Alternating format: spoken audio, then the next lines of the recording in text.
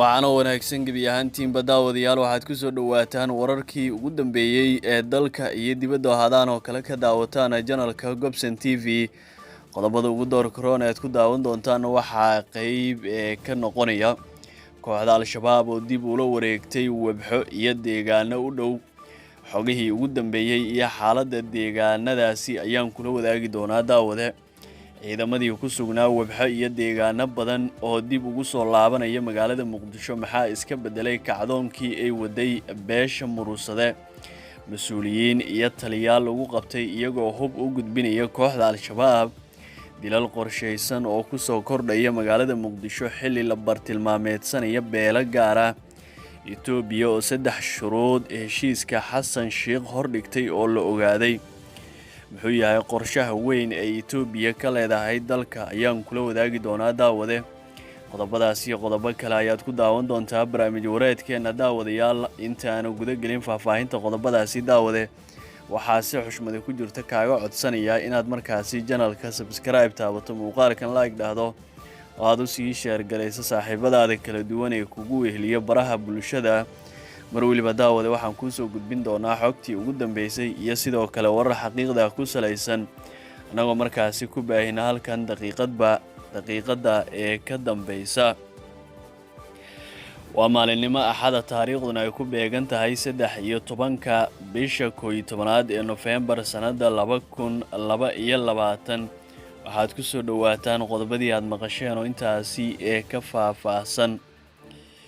wararka laga helayo gobolka Galgaduud ayaa sheegaya in maanta xogaga kooxda Al-Shabaab ay dib ula wareegeen gacan ku haynta deegaanka webxo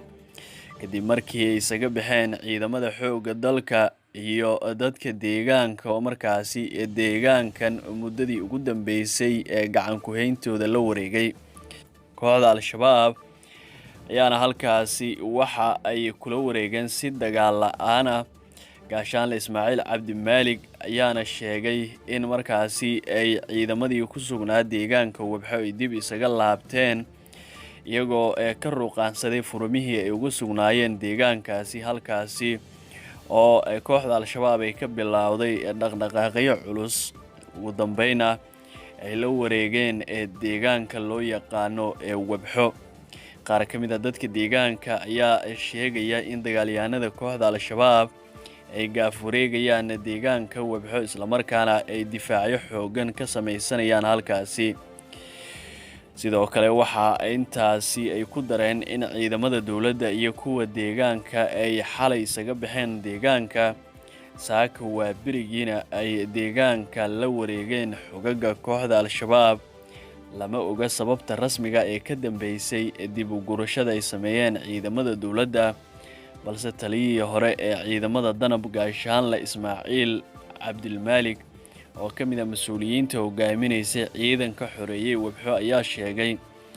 in markii looga soo baxay deegaanka uu bixiyay taliyaha ciidamada xoogga dalka Soomaaliyeed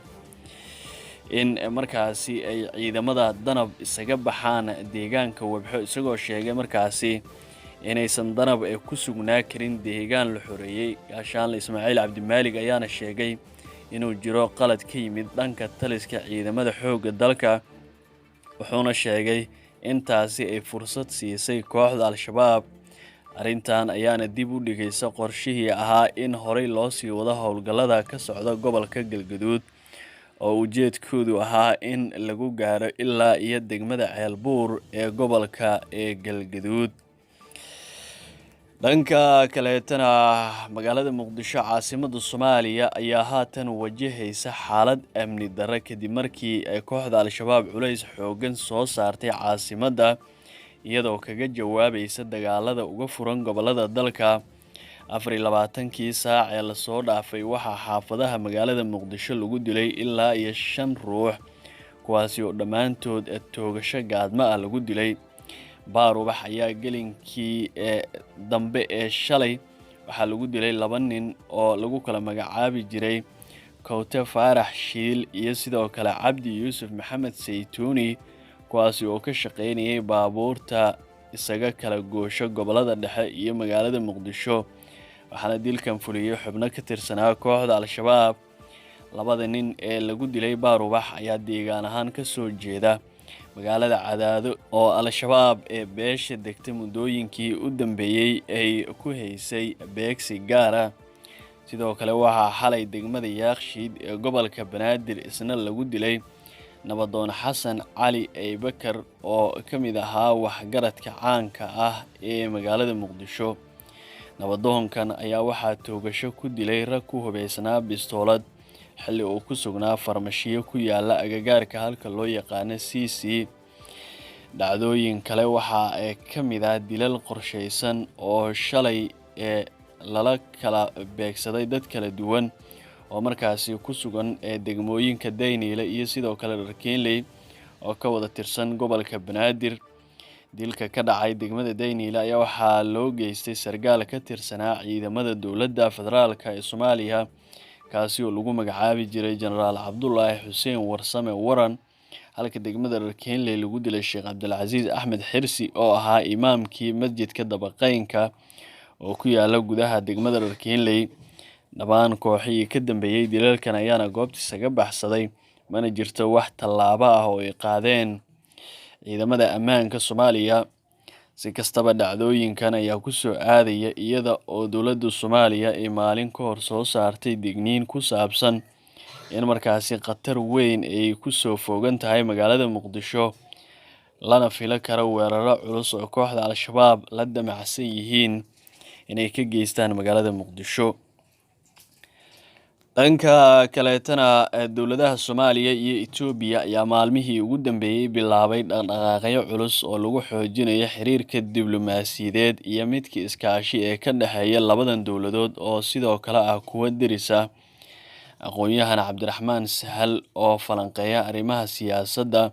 ayaa ka hadlay xiriirka labada dowladood iyo isku dhawaanshaha ay sameynayaan maalmihii la soo dhaafay. Sahal oo u waramay Universal oo shaaca ka qaaday in Soomaaliya iyo Itoobiya ay isaga xiran yihiin dana dhowr ah